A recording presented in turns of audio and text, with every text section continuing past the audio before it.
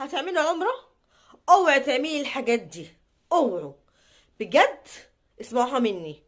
لو هتعملي عمرة بجد اوعي تعملي الحاجات اللي هقولك عليها دي، والله عن تجربة. اسمعي مني او اسمع مني. نبدأ قصتنا بالصلاة على الحبيب محمد عليه الصلاة والسلام. هي مش قصة، هي حصلت معايا بجد يا جماعة والله العظيم. هقول لكم الحوار كله.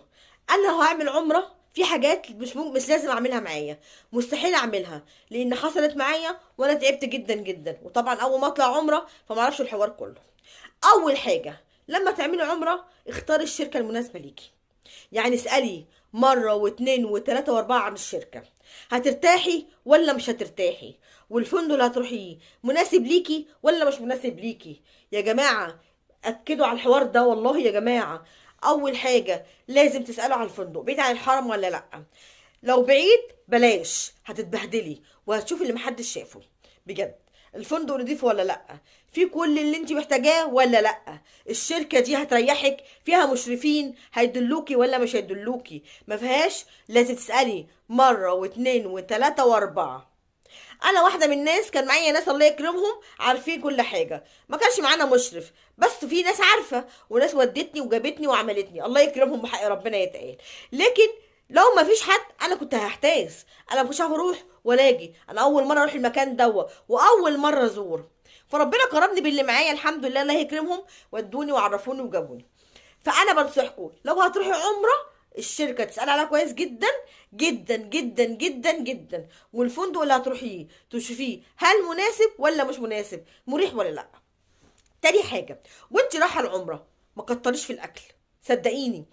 بصي مش مساله هم هناك بيدوا اكل، لا الغي الموضوع ده خالص. انت ممكن تعملي حسابك تجيبي اكل من هناك، ايه، نواشف وحاجات كده، فالموضوع هيمشي معاكي. اول حاجه بتقلي على نفسك وتشيلي شيلات، اقسم بالله اقسم بالله الاكل باظ مننا، صدقوا بالله. وكان مكلفين فيه التلاجة اللي هناك ميني صغيرة صغيرة ما تاخدش حاجة، خلاص ما بتاخدش حاجة، فالأكل باظ والفلوس طبعا وقع في الأرض ورمينا الأكل والموضوع انتهى.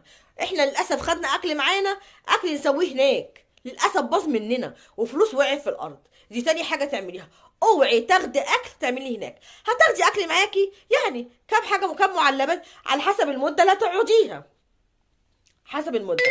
انا الحمد لله لما رحت قعدت هناك، قعدت حوالي شهر تقريبا، شهر وشويه، كنت واخده معلبات. انا عايزه اقول لكم في معلبات رجعت بيها والله العظيم. هو الحمد لله حسن حظي ان انا كان جنبيه ايه بقى، مطاعم مصريه وحاجات كده واسعارها يعني الحمد لله، قدرت امشي نفسي وبطلت ايه اعمل اكل، والاكل طبعا اترمى، بان اترمى، كفته اترمت، حاجات اترمت، في بطاطس في التلاجة معرفش نطلعها هناك، التلج مسك فيها، الدنيا ما كانتش حلوه، ما كانتش متظبطه. تالت حاجه الهدوم، ما تاخديش هدوم كتير. انا بقى غلطتي خدت هدوم كتير، لا خدوا غيارات. قولي غيارات، انت كده كده بتغسلي هناك على فكره عشان تبقى عارفه، انت بتغسلوا، ما تقولش لا ما بغسلش، لا بتغسلي. خلاص الغيارات الكتيره حمل كتير عليكي، يعني خدي مثلا ايه، مثلا خدي 3 بيجامات مثلا و3 عبايات بس. والطرح برضو نفس البندانات ما تكتريش منهم على فكره، ماشي. كل يقول لك مثلا ايه واحد كانت ايه شوز كده خفيف كده ولا شراب وخلاص الموضوع انتهى على كده. ما تاخديش حاجات كتيره، ما تحمليش على نفسك. انا غلطتي حملت على نفسي، قلت هغير واعمل، مسكت في حاجتين ثلاثه وخلاص الموضوع انتهى، بقيت اغسلهم وانشرهم والبسهم تاني، والحاجات التانيه كانت تقيله عليا، كانت تقيله بجد. فالدنيا ما كانتش حلوه خالص يعني بصراحه، حمل عليا وحمل وانا جايه، وكانت بهدله منيله بنيله. دي تالت حاجه. رابع حاجه، الاوضه اللي تنزلي فيها. يا جماعه انا عارفه ان ساعات الظروف بتبقى وحشه جدا، ما تخشيش في اوضه مشتركه مع حد ما تعرفش تفهمي معاه، صدقوني هتشوفوا وجع قلب، هتشوفوا قرف ما شفتوش قبل كده، بجد بجد. ايه اللي يحطك في دماغه ده كانت في ناس طالعه على اساس انها تقعد وانت تخدميها، تخيلوا بقى، وهي ما شاء الله صحتها بقى ايه بيك انت اصلا بيكي. خلاص موضوع انك تخشي مع حد انت مش متفاهمه معاه او انت ما تعرفوش، دي مشكله تالته رابعه، مشكله بجد. انا عارفه ان انت عشان تاخدي اوضه مع حد يعني قريب منك او كده، او دبل ولا حاجه، ولا انت وجوزك، ولا انت وجوزك تبقى حاجه حلوه جدا، انت واختك حاجه جميله جدا، انت وبنتك حاجه حلوه جدا، لكن او صاحبه كويسه متفاهمه معاكي برضو حاجه كويسه جدا. لكن اوعي تخشي مع ناس انت مش عارفاهم، والعدد الكثير في الاوضه مش ممكن، بتشوفي حاجات غريبه، حاجات مش حلوه، انا مش عايزه اقولها عشان ما ينفعش اتكلم فيها. ماشي، حاجات بجد مش حلوه، مش حلوه خالص. لا، موضوع الاوضه اللي في ناس ما تعرفهاش دي بلاش. اوعي، اوعي بجد.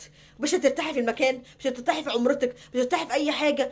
هتحسي ان انت مش مرتاحه، مخنوقه، عايزه تيجي، عايزه تسيبي المكان وتمشي، مش عايزه تروحي.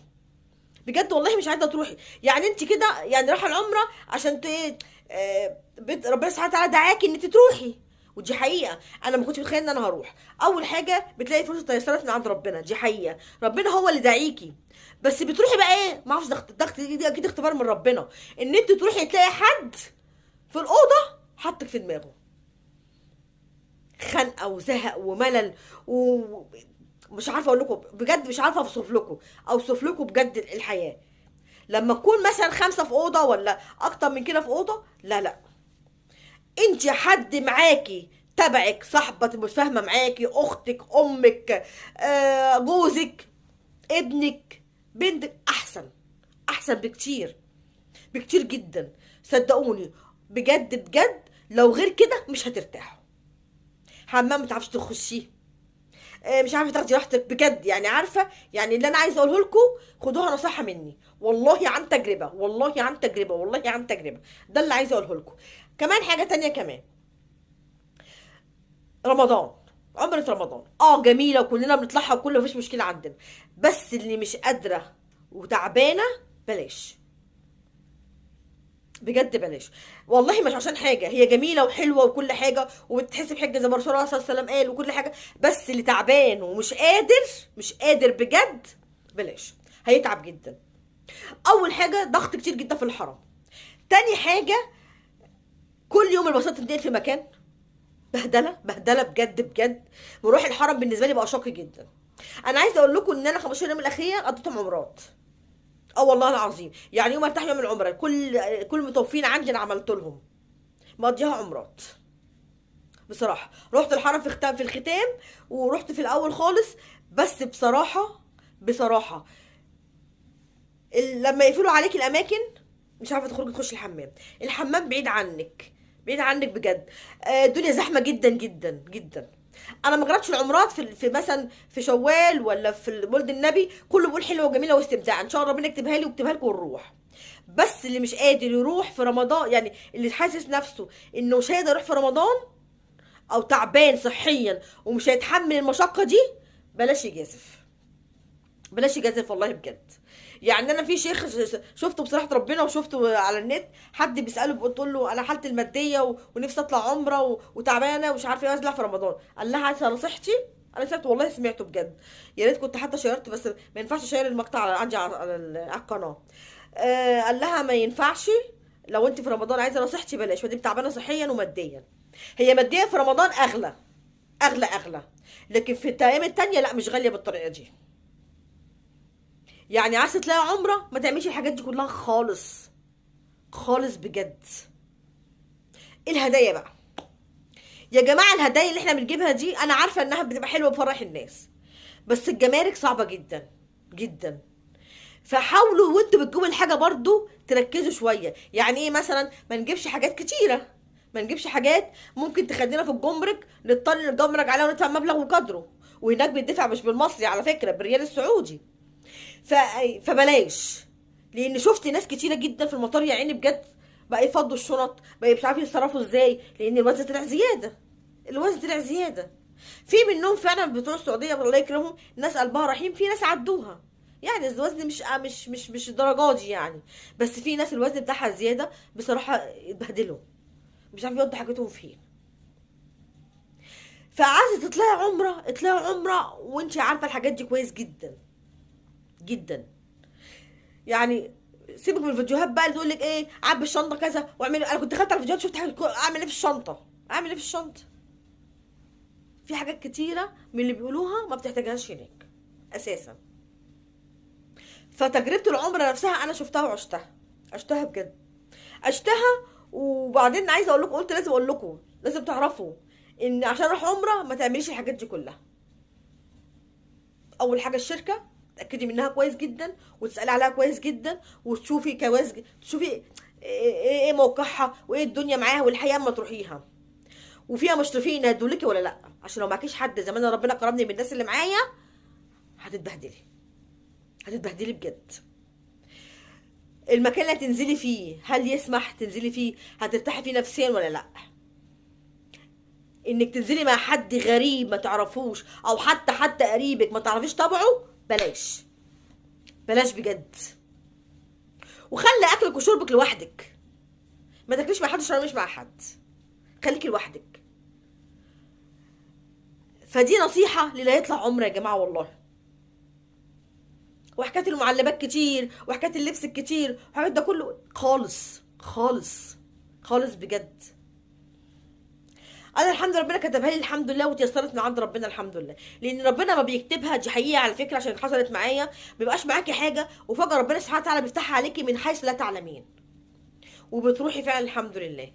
بس دي نصيحه انا حبيت اقولها لكم، ان انت تطلعي مع حد في الغرفه دي وانت ما تعرفيش حد، او انت حد قريبك وما كنتش عاشرتيه ومن بعيد بتسلمي عليه، بلاش. خدي حد نفس طبعك، صاحبه نفس طبعك، وعارفين دماغ بعض كويس جدا وقريبين من بعض جدا، والدنيا هتمشي مع بعض مفيش مشكله. اختك كويسه جدا معاكي والدنيا حلوه مع اختك، اوكي. جوزك، ابنك، بنتك، هترتاحي. حد تاني لا، لا. ولا تعرفي تاكلي، ولا تعرفي تشربي، ولا تعرفي تخشي حمام، ولا تعرفي تنامي براحتك. النور يقيد في وقت غريب جدا، تبقى عايزه تنامي الساعه 3 4 الفجر يبقوا صاحيين يتكلموا. يعني حاجات بجد بجد بتدمرك نفسيا. مش هتستمتعي باي حاجه، مش هتستمتعي، هتحسي ان انت عايزه تمشي، مخنوقه عايزه تمشي بجد. فيا جماعه بجد اسمعوا اللي بقول لكم عليه، عشان تروحوا عمره لازم كده. واللي صحته مش مساعداه ومش قادر، عمره رمضان بلاش.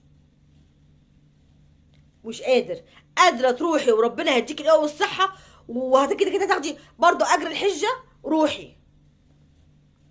حدك الماديه مش مساعداك ونفسك تروحي، روحي مثلا مولد النبي مثلا، روحي شوال، السعر فيها اقل واحن وجميله جدا. ولازم يكون حد معاكي، يا اما المشرفين يودوكي ويجيبوكي، ما هو ما ينفعش من غير مشرف وانت ما بتعرفيش. انا واحده من الناس كنت هلاهطه ما اعرفش اي حاجه، بعد كده سالت وعرفت وبقيت اروح واجي، مش هحمل على الناس اللي معايا الحمد لله، وبقيت اروح واجي واعمل عمراتي وحاجتي. لكن عمرة رمضان مشقة جدا جدا جدا لحد مش قادر، مش قادر. اطلعي عمرة، اطلعي، ما ما تطلعوش اطلعوا، بس اللي مش قادر مش قادر بجد بلاش. الحرم بيقفلوا كل حاجة في كل حاجة، يعني في وقت يقفلوا كل الحواجز، تبقى عايز تخش الحمام مش عارفة تخش الحمام، مش عارفة تخش الحمام، الحمام زحمة جدا جدا. فيا جماعة يعني دي حاجات انا بقولها لكم والله يا جماعة، اللي عايز يروح عمرة يعمل الحاجات اللي بقول له عليها دي، هترتاحوا والله هترتاحوا. بس اوعى، بس الحاجات دي ركزوا فيها، ركزوا فيها. الوزن وانت جايه عشان ما تبذليش في المطار، هاتي عايزه تجيبي هدايا هاتي، بس راعي الوزن عشان ما تتبهدليش، والله عشان ما تتبهدليش. ولازم يكون في مشرفين، لازم يكون في الغرفه انت مرتاحه نفسيا في الغرفه. لكن كل واحد له طبع، وانا في ناس ما تبقاش طبيعي وانا مش طبيعي حد، والكلام ده كله بتبقى الدنيا غير مرتاحه ومش كويسه. فاللي عايز يطلع بجد بجد اشرح نفسيا زي ما قلت لكم، اعمل بقول لكم عليه. ودي نصيحه مني ليكم والله يا جماعه، نصيحه لله مني وليكم. يعني اللي عايز يعمل عمره ما يعملش الحاجات دي خالص ويراعيها.